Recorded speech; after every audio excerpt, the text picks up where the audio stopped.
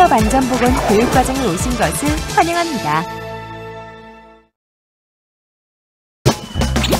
2012년 8월 충북 청주 소재 모화학 올레드 공장에서 폭발 사고가 발생하였습니다.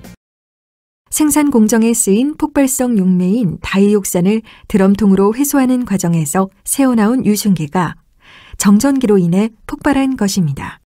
소방당국의 한 관계자는 폐다이옥산 드럼통이 보관된 공간은 거의 밀폐된 상태였다며 이런 상황에서 폐다이옥산의 유증기가 새어나와 인명피해가 컸던 것 같다고 전했습니다. 경찰 조사 결과 공장 신축 당시에는 다이옥산을 공정에서 사용한 후 회수할 때 정전기 발생으로 인한 폭발 위험성을 줄이기 위해 자유낙하를 이용해서 1층에서 회수하고 폐기하도록 설계했으나 실제로는 폭발 사고가 난 2층 탱크 옆에 드럼통을 놓고 호스를 이용하여 직접 회수하는 방법으로 작업을 변경한 것으로 드러났습니다. 또한 서류의 접지 저항치만 보고 작업 전에 확인하지 않고 작업한 것도 원인이 되었습니다. 서류에 접지 저항치가 허위로 기재되어 있었기 때문입니다. 당시 사고로 8명의 사망자와 3명의 부상자가 발생하였다고 합니다. 안전에 대한 한 사람의 부주의한 행동으로 인해 많은 근로자가 목숨을 잃고 가족들에게는 큰 상처를 주고 말았습니다.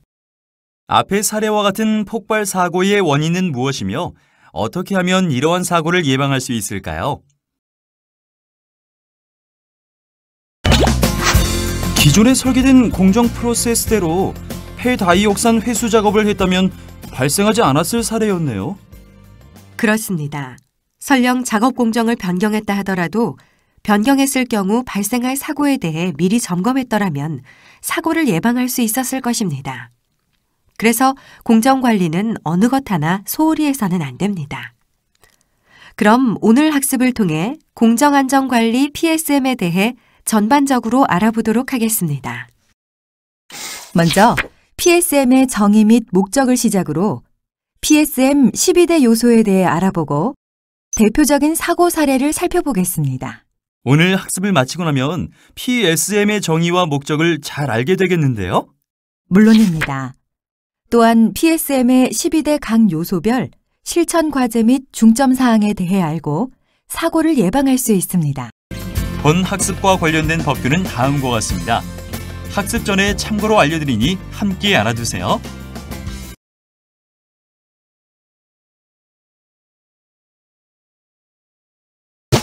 먼저 PSM의 정의 및 목적, PSM 도입 배경, PSM 대상 사업장, 그리고 PSM 등급에 대해 살펴보겠습니다. PSM의 정의 및 목적부터 살펴보겠습니다. PSM은 프로세스 세이프티 매니지먼트의 약자로 중대 산업 사고를 야기할 가능성이 큰 유해 위험 설비를 보유한 사업장이 자율적으로 공정 및 위험 설비에 대하여 체계적이고 과학적인 관리를 함으로써 중대 산업 사고를 예방할 수 있도록 한 종합적인 안전관리 제도입니다. 여기서 중대 산업 사고란 유해 위험 설비로부터의 위험물질 누출, 화재 또는 폭발 사고로 인해 단기간 또는 장기간에 걸쳐 사업장 내 근로자뿐만 아니라 인근 지역 주민이나 환경에까지 중대한 영향을 미치는 사고를 말합니다. 화면의 표는 사고 형태별 사고 발생 가능성과 치명도, 경제적 손실을 나타낸 것입니다.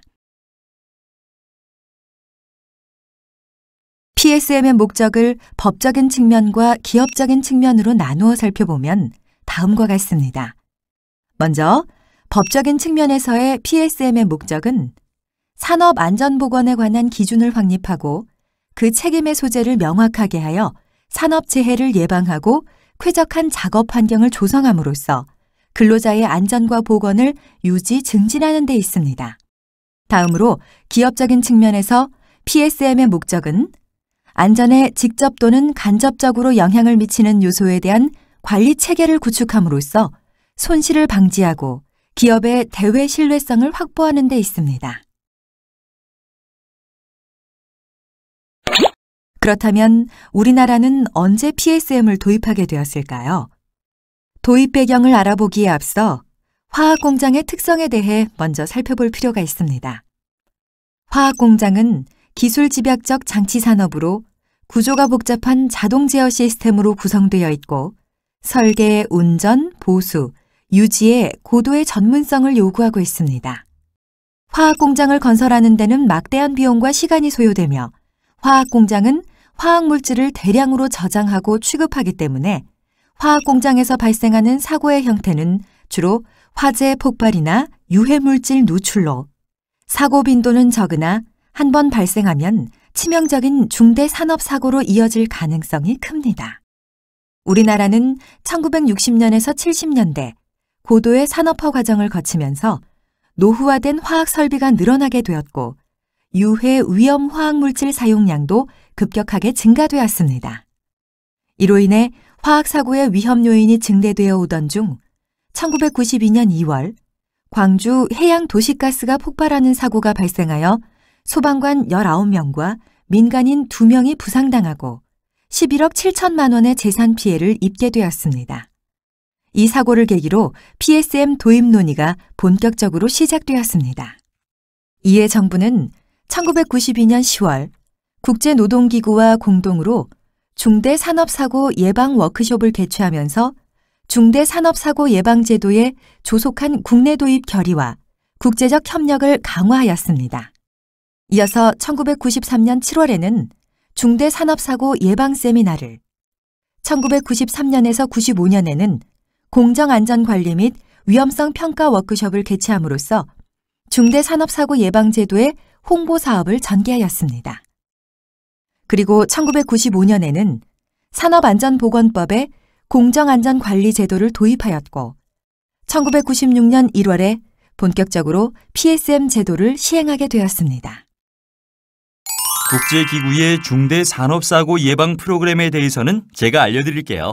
마우스를 클릭하여 살펴보세요.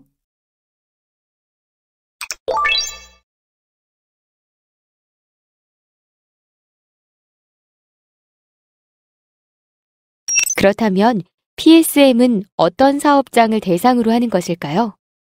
먼저 업종 대상 기준으로 살펴보면 원유 정제 처리업, 기타 석유 정제물 재처리업, 석유화학계 기초화학물질 제조업 또는 합성수지 및 기타 플라스틱 물질 제조업, 질소화학물, 질소 인산 및 칼리질 화학비료 제조업 중 질소질 화학비료 제조업, 복합비료 및 기타 화학비료 제조업 중 복합비료 제조업, 화학살균, 살충제 및 농업용 약재 제조업, 끝으로 화약 및 불꽃 제품 제조업은 PSM 대상 사업장입니다. 앞에 7대 업종에 포함되지 않더라도 인화성 가스, 인화성 액체, 암모니아, 염소, 염화수소, 수소, 산화에틸렌, 실란 등 49종을 포함한 유해 위험물질 51종의 취급량이 규정량 이상일 경우에도 PSM 사업장에 해당됩니다. 예를 들어 2종류 이상의 유해 위험물질을 취급할 때 다음 식의 계산에 의해 규정량이 1 이상이면 해당이 됩니다. 예시 보기를 클릭하여 내용을 살펴보세요.